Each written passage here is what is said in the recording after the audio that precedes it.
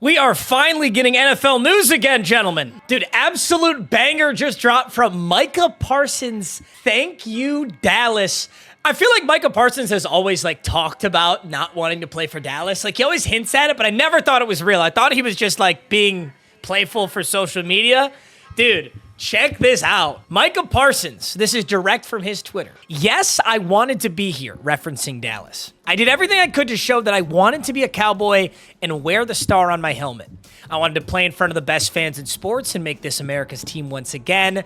The team my pops and I grew up cheering for way back in Harrisburg, Pennsylvania. Unfortunately, I no longer want to be here. I no longer want to be held to closed-door negotiations without my agent present. I no longer want shots taken at me for getting injured while laying it on the line for the organization, our fans, and my teammates. I no longer want narratives created and spread to the media about me. I had purposely stayed quiet in hopes of getting something done, but since there is confusion out there, let me clear some things up. I had my agent reach out to the Cowboys last offseason after my third year in hopes of getting a deal done early. Unfortunately, the team did not want to start any negotiations at that point. I was okay with that and didn't complain and focused on the 2024 season. After the season, I told my agent once again to let the team know we were open to negotiate when they met at the Combine.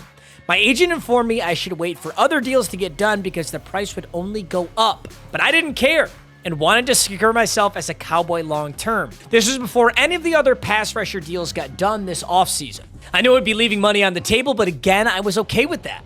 Radio silence as far as my extension. In March, I met with Jerry Jones to talk about leadership. Somehow the conversation turned to him talking contract with me. Yes, I engaged in a back and forth in regards to what I wanted from my contract, but at no point did I believe this was supposed to be a formal negotiation, and I informed Jerry Jones afterward my agent would reach out thinking this would get things done. When my agent reached out and spoke to Adam, he was told the deal was pretty much already done. My agent, of course, told him that wasn't the case, reached out to Jones. Again, the team decided to go silent. At that point, we decided we would allow the team to reach out. I gotta pause here super quick. This is a little bit confusing because he references a Mr. Jones. That has to be Jerry Jones, right? But then he references this guy, Stephen Jones, which makes things really confusing. Is there another? Okay, Stephen Jones is an executive for the... Is this Jerry Jones' son? Oh, it totally is. Okay, so I don't know who Micah's referencing here. Doesn't really matter. It's the Jones family. So Stephen Jones is the co-owner, executive VP, and director of player personnel for the Cowboys. He is the oldest son of Jerry Jones. And he's the older brother of Cowboys executive Jerry Jones Jr. Dude, this is just a boys club for the Jones family. And somehow they're fucking over the best edge rusher in the NFL. How you fumble a deal with Micah Parsons is beyond me. Micah Parsons might be one of the most guaranteed Supermax players in the NFL. I don't even know if Supermax, is that even a term in the NFL? That might be an NBA only thing. I don't know contract law. I don't know NFL contract or salary cap very well, but I know when Micah Parsons asks for a bag, you give it to him. I understand that much well enough. So real quick, this is a ton of writing. So let me close out actually everything he said here. And then I want to talk about the most important points here. So his agent reaches out to Adam. He's told the deal was pretty much done. This is after he spoke to Mr. Jones. I don't know if Mr. Jones was Jerry Jones or Stephen Jones or Jerry Jones Jr., but it's one of the Jones family members who makes decisions at the Dallas Cowboys. At that point, we decided we would allow the team to reach out to us whenever they decided they wanted to talk. Still never got a call or email or text to my agent about starting a negotiation. Up to today. Dude, he posted this on August 1st. Up to August 1st, there had not been a single conversation with Micah Parsons' agent about a contract. It's August 1st, bro. We're about to be playing NFL football in a month. That's insane. Not one demand has been made by my agent about money, years, or anything else. I stayed quiet, but again, after repeated shots at myself and all the narratives, I've made a tough decision. I no longer want to play for the Dallas Cowboys. My trade request has been submitted to Stephen Jones personally. So I think now that he ends this with Stephen Jones, I think Mr. Jones is Stephen Jones, the oldest son of Jerry Jones. It doesn't really matter. Let's talk about the big stuff here. Big stuff. First thing I want to talk about, every single time, for the most part, when you see athletes post this shit on social media, it is so clear they handed it to their lawyer and then their lawyer posted it. Have you seen Justin Tucker's post? I wonder if Justin Tucker's is still up. So the last thing Justin Tucker ever posted was on January 30th, which is this clearly lawyerized document. I don't know the other word for it, but it's so obvious that Justin Tucker had something to say. His legal team, his press team wrote up this, you know, the allegations in the Baltimore Banner are unequivocally false. Like, shut up, Justin Tucker. We know you didn't write this shit, you fucking fraud. Micah Parsons, though, this is 100% written by Micah Parsons straight out of his notes app. I actually respect this so much more. Like, it's not like Micah Parsons are stupid or something. I think this is really well worded, but it's clear that they didn't run it through a lawyer. Like, there's a lot of run-on sentences and just missing, like, the way that you would type in your notes app. So that's not a shot at Micah Parsons. I'm saying I respect that he's legitimately actually saying what he wants to say, and he doesn't need his legal team to go over it and make it look pretty. Like, now let's talk about the big stuff that's in here. Number one, the fact that Micah is pressing his agent to get this contract negotiation done, and somehow the Dallas Cowboys organization, whether that's Jerry Jones, Stephen Jones, Adam Jones, or fucking John Jones, bro, they got every Jones over there. It doesn't matter. How are you fumbling this? I think my favorite line out of this is that Micah is saying to his agent that he doesn't care to run the numbers up. Like right here, my agent informed me I should wait for other deals to get done because the price would only go up. But I didn't care and wanted to secure myself as a Cowboy long term. Like, Micah was willing to sign the deal before everybody else got paid, doesn't care that he's going to be the highest paid edge rusher. He just wants to play for the Cowboys. And still, the Cowboys organization fumbled this. So he knew he'd be leaving money on the table. He was okay with that. Radio silence as far as my extension. In March, I met with Mr. Jones, presumably Steven, could be Jerry, doesn't really matter, to talk about leadership. Somehow the conversation turned into him talking contract with me. So this is so interesting. So Mr. Jones, without Micah's agent present, is having this, you know, this generic leadership conversation that somehow turns into contract talk. It's not illegal. You can do whatever you want. You can talk about whatever you want, but it's frowned upon for sure and kind of unethical. Like, you really shouldn't be sitting down and talking with a player about their contract without their agent present. You just shouldn't be doing that, especially when he hasn't signed the extension yet. Keep in mind, this is just straight out of Micah Parsons' notes app. We don't know that everything that's said here is completely true, but if it is true that Mr. Jones sits down with Micah, starts talking about leadership, and that boils over into his not yet signed contract extension, which is clearly a contentious point, that's really unethical. And I don't think Mr. Jones should have done that at all. I think that's really unprofessional.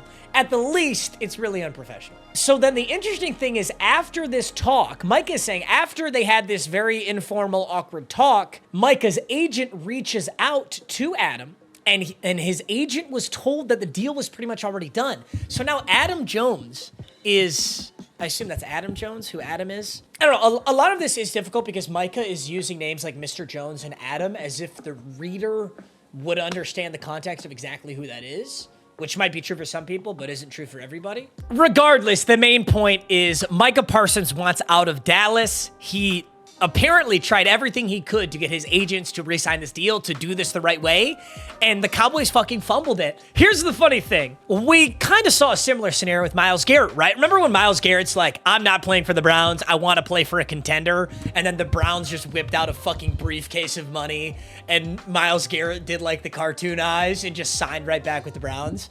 Just basically like nixed everything that he said, just took back everything he said and went and played for the Browns again. And at this point, I don't think anybody cares. Like, no one really even talks about that anymore. Like, Myles Garrett is just a Brown. He's got a gigantic bag, and I'm sure he's going to suit up and play great football. Here's the thing about Micah Parsons here, though. I don't see how the Dallas Cowboys salvaged this. Could he technically still sign with Dallas? Absolutely.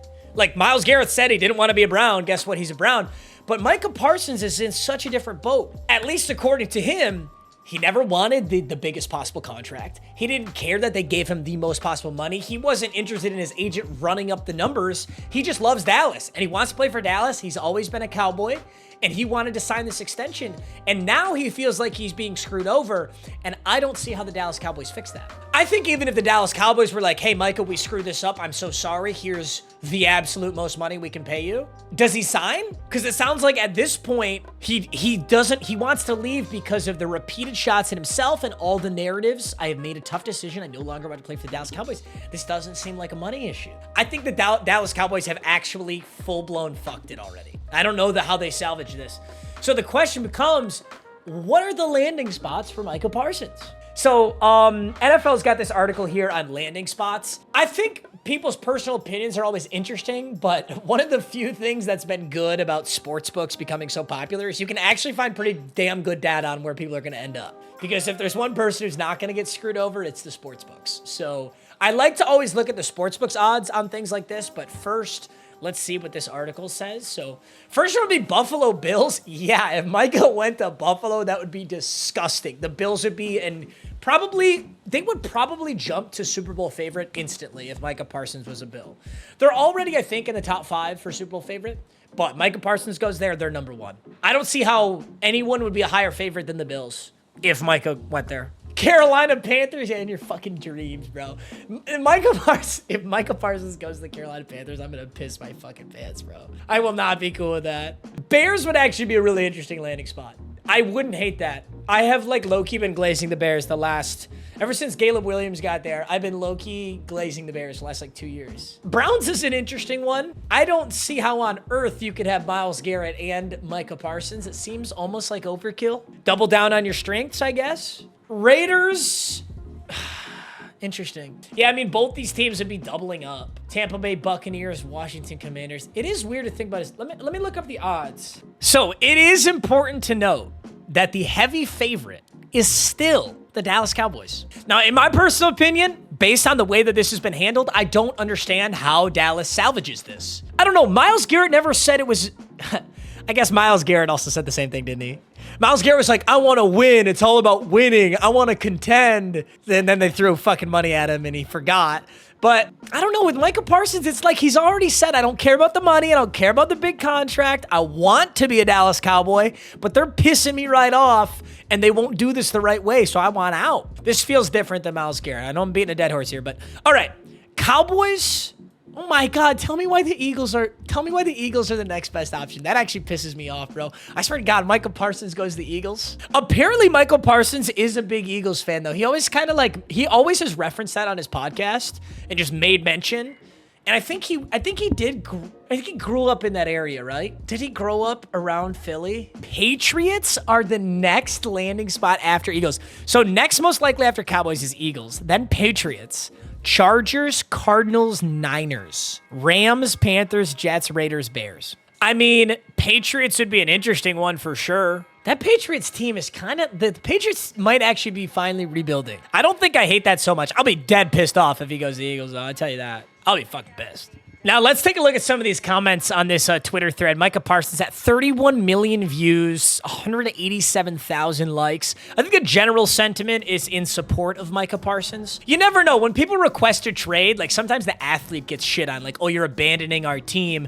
But when you do it like this, like when you are Micah Parsons and you say, I was ready to sign early for less money and you didn't extend me, you pretty much win everybody over right then and there. This is a response from actual Trey Young. Oh shit, I thought that was like a burner account. So Trey Young responded. He said, this is why you pay the man early. When someone will take less early to stay in a place he wanted to be forever, you do it. The price only goes up now. Get what you deserve, bro. So yeah, that is a good point. If Dallas wants to retain him, and it sounds like, I mean, they should want to retain him, they're gonna have to pay him buku bucks. Stupid money.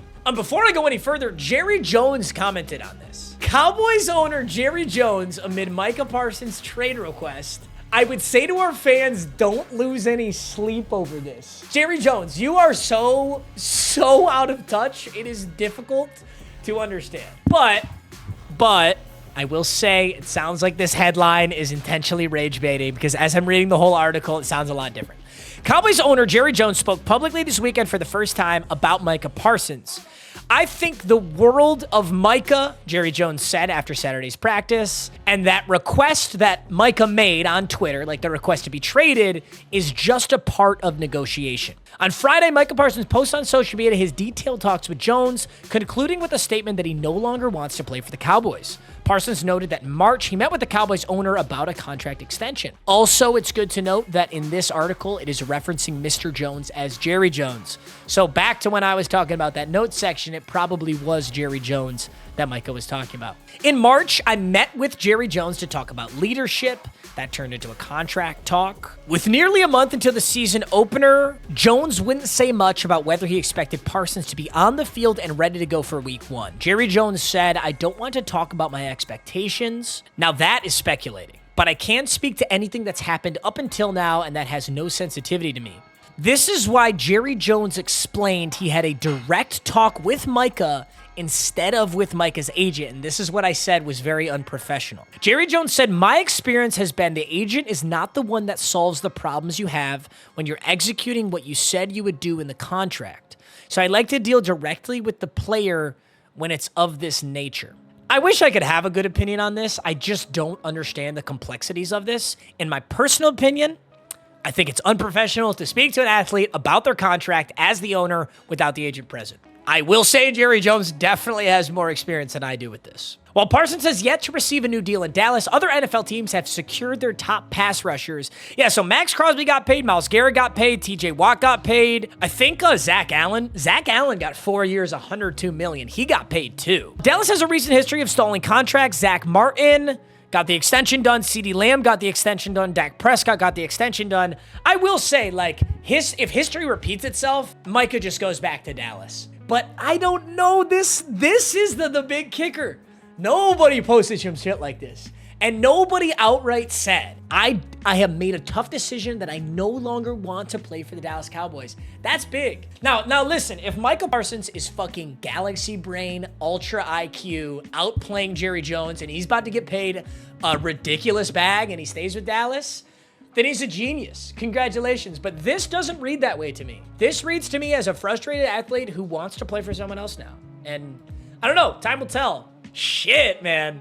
Okay, sorry. I'm doing a spectacular yap session right now, so bear with me. But Chargers linebacker Denzel Perryman arrested on weapons violation charges. That's always fun. You gotta love throwing that in there. But the other trade request that I did want to talk about was Terry McLaurin. Scary Terry McLaurin, who has been a Washington Commander / Redskin his entire career. Terry McLaurin requested a trade on Thursday, something he gave Coach Dan Quinn a heads up on ahead of time.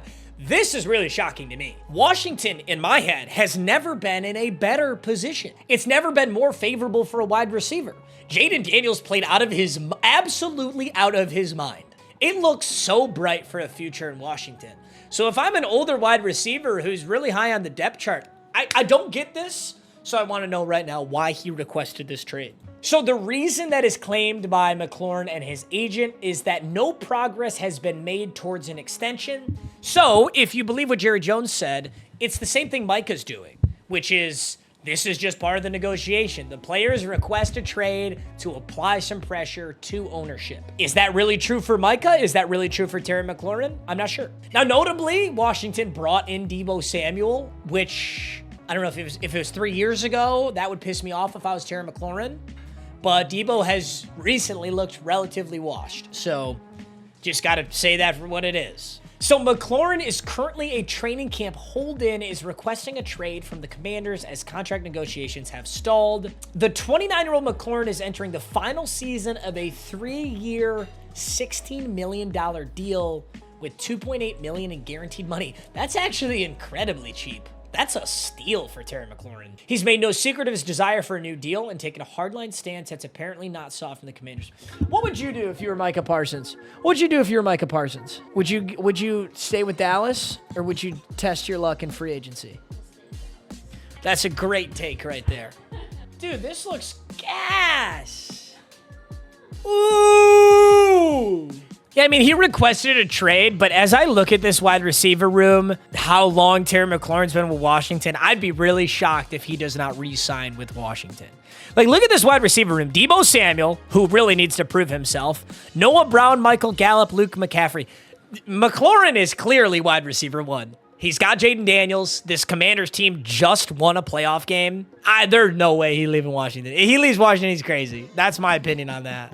All right, enough yapping. Honestly, just for the hype of it, I want to see Micah Parsons go anywhere else. I want to see him go anywhere else. All right, boys. That or he's actually the smartest man alive, and this was the greatest contract negotiation strategy I've ever seen. Just air that bitch out on Twitter.com for the contract negotiation. That's crazy. You know what's kind of funny, though, about this, though? You know what's even crazier? Is if he just re-signs with Dallas. Because, like, it's the Myles Garrett shit all over again. He's going to post this, like, this gigantic essay about, like, screw this team, man, and they did me dirty, and I want a new team.